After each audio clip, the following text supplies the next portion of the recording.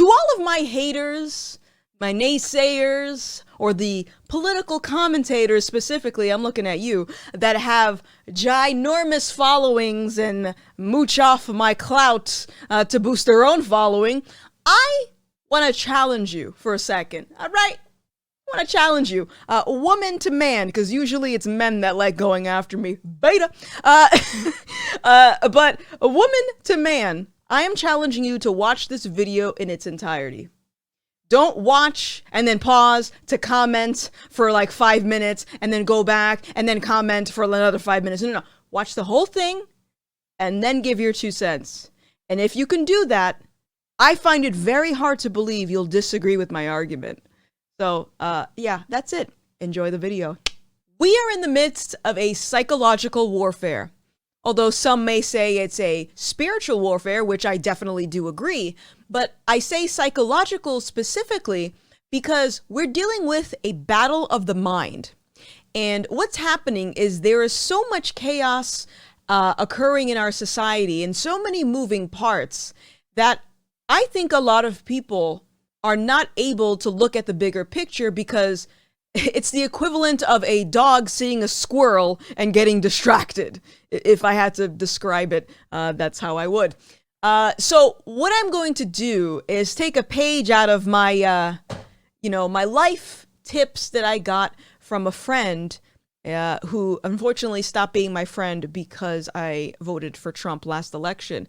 But you know what? I'm someone that still values the friendships that I've had in the past because I'm able to say I could learn some things from these interactions that I've had. So thank you, ex-friend, for helping me help you. So what I'm going to do is put everything down on paper so you guys can see what I'm trying to convey. And at the end of this video, hopefully you'll be able to understand how America, actually the whole world, but America specifically, just for the sake of simplifying this argument, is being split up strategically into 2 categories. Those who are subservient to the government and those who are not. We're not going to talk about left versus right, Republicans versus Democrats, black versus white, none of that. Those who agree with the government and those who don't. And the reason why this is very important, and let me just start scrolling over here. The reason why this is very important is because if you look back in history, we can see that some of the most atrocious events that have ever occurred, like for example, the Holocaust, Mao's Cultural Revolution, where, by the way, millions died, or billions, I don't know the exact numbers, but there's a lot of that died. And if you consider all of those events, there is one thing consistent with these events, and that is it led to genocide, but it started with people being separated, people being split up. And if you look at how they were split up, it was those who went with the dictators, those who went with the communist regimes, those that went with the government versus those that didn't. What I did here is I made flowcharts of different occurrences that happened within the last 2 years. And again, we're just going to focus on America, but I'm sure people in Australia can relate to this, as well as any other place around the world that is literally in the streets rioting for their freedom right now, or protesting, whatever. I get the definitions confused, rioting, protesting, the BLM, mostly peaceful protest. I get, it's very, very confusing. But any case, let's start with actually the riots, the peaceful protests of BLM, okay? On one hand, we look at the protests, and the fact is, these BLM protests lasted a long time in 2020, a long time, okay? And it resulted in looting, it resulted in arson, it resulted in murder, it resulted in millions of dollars in damage. And those that subscribe to BLM and see BLM as something that's good, something that's necessary, those people would look at the BLM instance as mostly peaceful. who cares? Who cares about the fact that, you know, we got millions of dollars in damage and, you know, a few people were caught in the crossfire of these things? Who cares? It's for social justice. It's to fight against police brutality. And that is the general mainstream consensus of the people that promote BLM and look to BLM as a good thing, is that these people are viewed as fighting injustice. These are the people that are trying to get rid of racism, right? But now if we consider the Capitol riot or insurrection, that lasted one day. One. And it resulted in one death. One. However, that is viewed as a deadly insurrection, as a domestic terrorist. And the people that participated in the Capitol rallies are considered extremists, okay? So again, the purpose of this video is to show you those that agree and those that don't. If I had to put this into a different perspective, I would make the analogy of an abusive relationship. So if you consider the abuser that knocks out their significant other, they'll say, well, you know, I did that to reprimand you, or I did that for blank, whatever the reason is. They're making an excuse for assaulting someone. They're making an excuse for doing something wrong. So when you consider the mostly peaceful protests of 2020, a lot of the rhetoric you would hear surrounding the looting and the rioting was, they got insurance. That does not excuse the fact that you are committing a crime. You are breaking the law. You are creating chaos. It doesn't change the fact who cares? If you went into my place of business and you trashed my store, what would that be called? Right? That's still a crime. You came into my store and you messed it up. Regardless if I had insurance, you still broke the law. So again, we're just changing the language, and it's making people believe that they are doing something for the greater good. They're doing something for a good cause. You know who changes a language for political gain? Communists. Communists change language.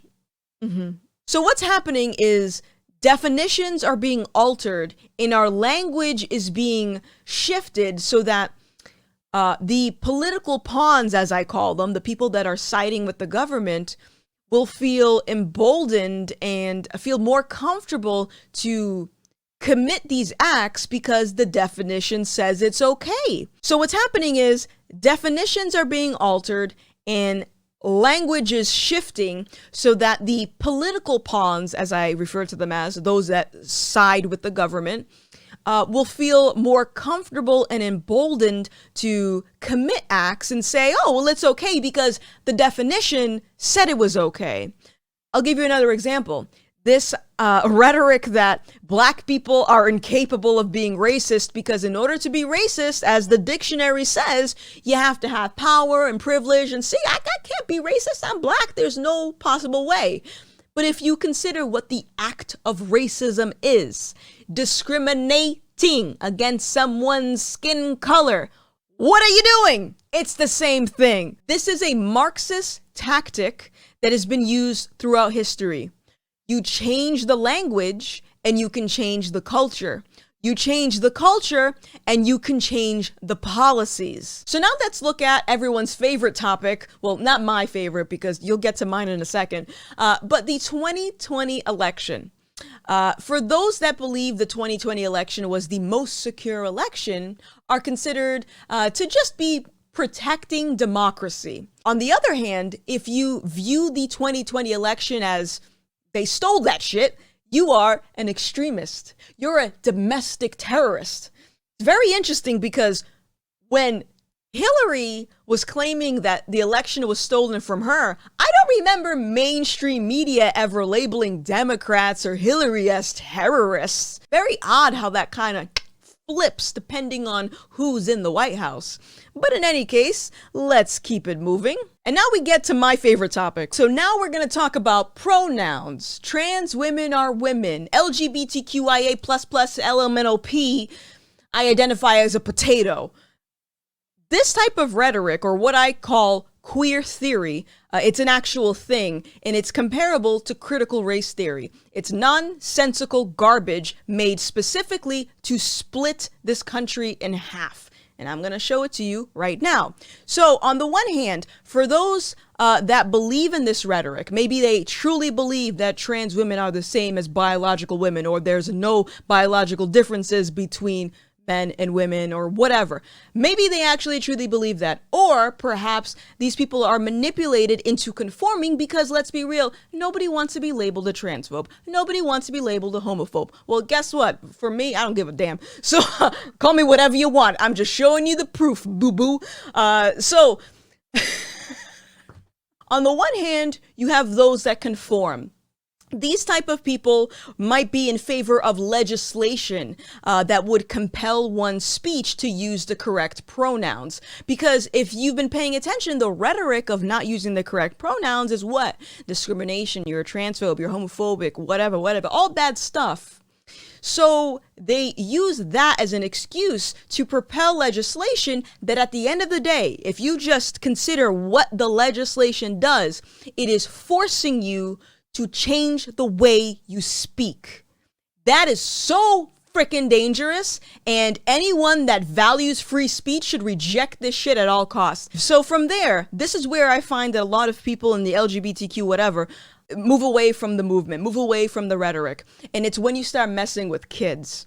So this idea that children should be able to transition, some people are gonna go their separate ways. They're gonna be like, nah, yeah, you know what, I was okay with the trans movement, but now I'm just going to go over here on this side. I'm just going to do my own thing. Those people are now the enemies.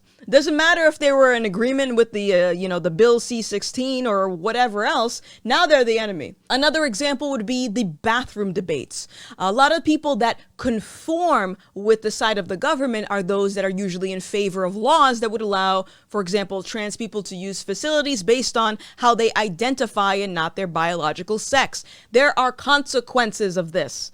We have seen this. There have been rapes. There have been sexual assaults happening all across the country from stuff like this. And just because it doesn't magically pop up on your screen because it's not convenient for CNN to report, trust me, it's happening.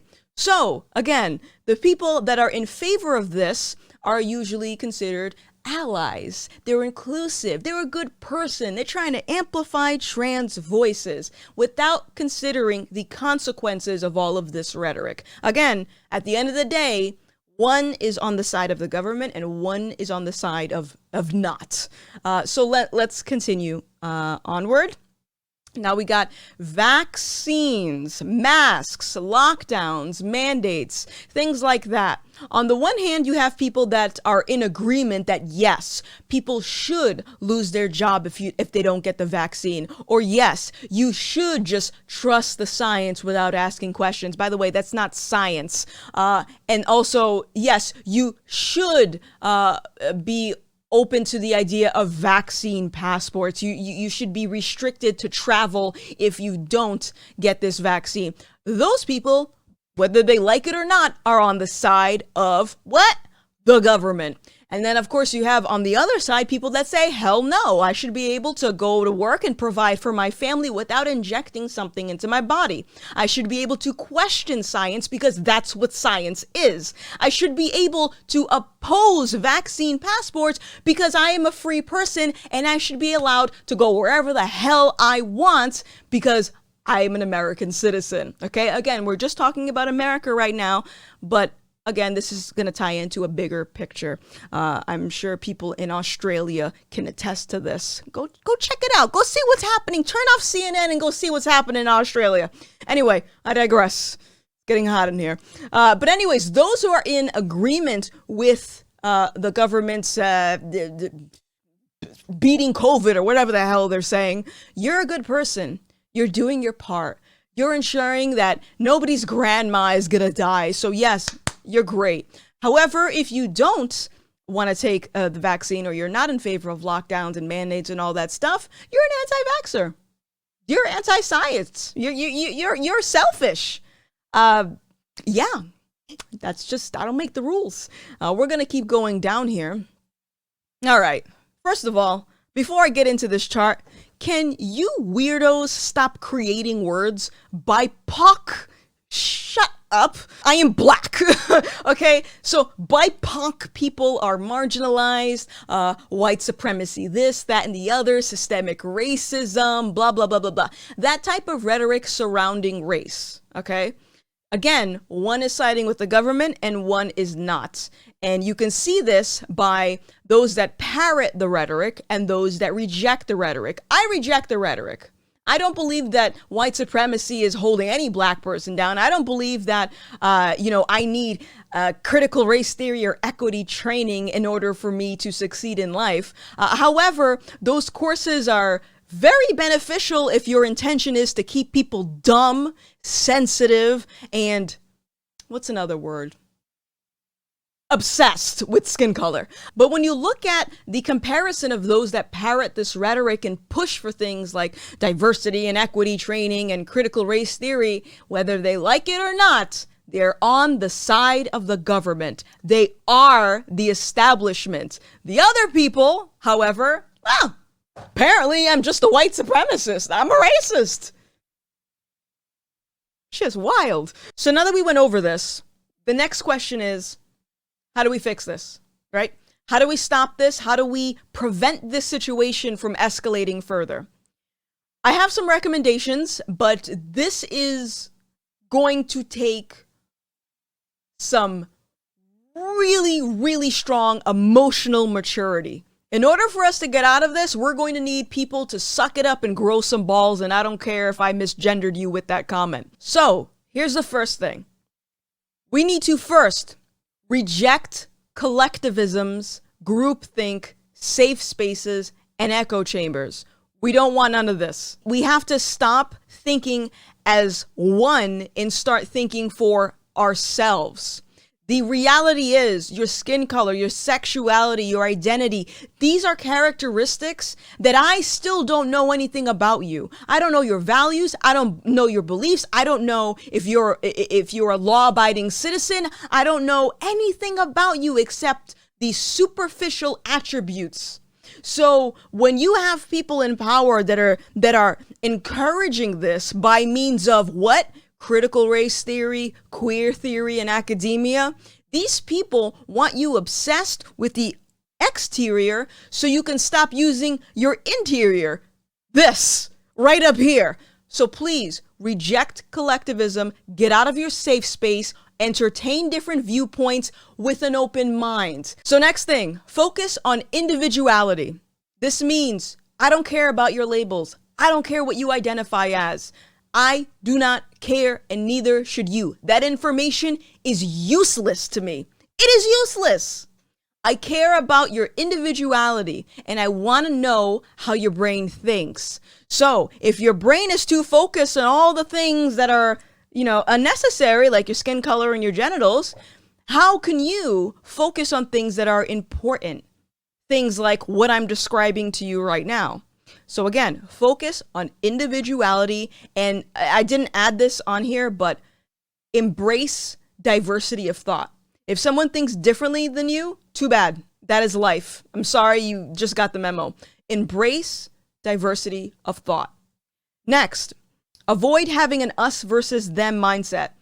Guys, I know this is this is easier said than done. And I know, especially for those that are on the right that have been called Nazis and bigots and white supremacists and all this junk for the last 2 years, or probably longer. But I've only started paying attention the last 2 years because of my political awakening. But in any case, I get it. You're angry, but each other, we're not at war with each other. What we're at war with are the people in power. So every day, every moment that we spend arguing with each other, you're a snowflake, you're a bigot, you're a white supremacist, you're a libtard, whatever, is valuable time that we could be using to put towards a solution. The next point that I have is a really hard concept to grasp, and it takes a lot of emotional maturity to fully understand this. And that is racism, misogyny, sexism, transphobia, homophobia, whatever will always exist, and there's nothing you can do about it. You can do something to prevent someone from actively discriminating against someone in the context of, you're black and I don't want to give you this job because of it, or you're gay and I don't want to give you this loan because of it. That's not what we're talking about. We're talking about hurt feelings. In order for you to get rid of all of these things, that would mean you would have to change someone's feelings, which is definitely very possible when we consider people like Daryl Davis, who I speak so highly of. He is a black man that was able to persuade over 200 KKK members to give up their robes. And how did he do this? With conversation, with patience, with understanding the why. Why are these people racist? Why do they think this way about me? And that was how he was able to achieve these things. Now, if we think of the context of, for example, let's look at the Dave Chappelle live special that he recently had, and you have all these trans activists that are trying to get all these publishers to drop his documentary, and they're going after him on social media and doing that is hurting your acceptance. So again, think of the goal. If the goal is for you to make the world a happier and more inclusive place, you need to be cognizant of how you are behaving so you don't add to the problem. And I say all of this from love and concern for the LGBT community, because I know, I can see you guys are being weaponized. And it is because if I can understand that people are entitled to their feelings, regardless if I agree with their feelings, I understand that the only way I'm going to be able to really change their mind is if I have patience, understanding, and actually hear them out. It is ridiculous to suggest that there should be no hate, no bigotry. Do you like everyone? Honestly, answer that question. Do you like every single person you've encountered with? I highly doubt that. So consider how ridiculous it is to ask people to accept you for who you are. And if they don't, you're going to, beat them up, call them a bigot, try to get them canceled, get fired from their job? Yeah, because that's going to make your movement, your identity more accepting among society, right? And the last thing we have here is don't allow yourself to be used as a political pawn. And what I mean by this is don't allow politicians to weaponize your feelings. This is all it comes down to, is feelings. BLM, your feelings about white supremacy, everyone being racist and all this stuff is leading towards critical race theory. And because of that, now instead of learning math and geography and business, no, they're going to learn about their skin color. They're going to learn about white supremacy. They're going to learn about privilege and power. You know, basically things that isn't going to help you in life. Things that, you know, in retrospect aren't really going to assist you getting out a business loan or getting a house or supporting your family. These people want to keep you dumb, scared, and weak. That's it. And the people that are siding with the government in all of these instances are facilitating that. And this is what I mean about not allowing yourself to be used as a political pawn. We go back up to this chart right here. This one right here. Right here. This right here. How do you think so many people got to the side of compliance versus realizing that, wait a minute, my government is asking me to do something in order to be allowed back into society? That is going against the Constitution. That is treading on me. Those that are compliant with all of this versus those that don't, again, fear was used to facilitate this. On the one hand, you don't want to kill grandma. Everyone's going to die. The world's going to end. Fear, feelings. And on the other side, you have common sense, observing, objectivity. But just to close this up, if we consider all of these other charts that I did, one thing is consistent, that this split in society has been facilitated by feelings. That's it. Whether it's fear or whether it's, actually, I think it's mostly fear. At the end of the day, it is feelings, and that's how we're getting split. We have one side that is subservient to the government, and that side, from what I have seen, unfortunately, is using their emotions to do the thinking for them, versus those on the other side that are saying, hold on a second, you want me to do what with my body? No, that's against the Constitution. That is logic, okay, not feelings. So that's why when we look at the split, those that are not using their feelings are considered extremists, because it's to discourage those from using their brain. I realize that this is a very hard pill to swallow, but I genuinely care about the state of this country, and I genuinely care about the direction we are as a whole going towards. There is a globalist agenda that is in process, and the people that are trying to make this happen would love nothing more than to see it come to fruition. And hey, if society is at war with each other and everyone's fighting and families are broken and friends and aren't talking to each other, it's okay. It's for the greater good. My name is Gothix, and I will see you in the next one. Bye.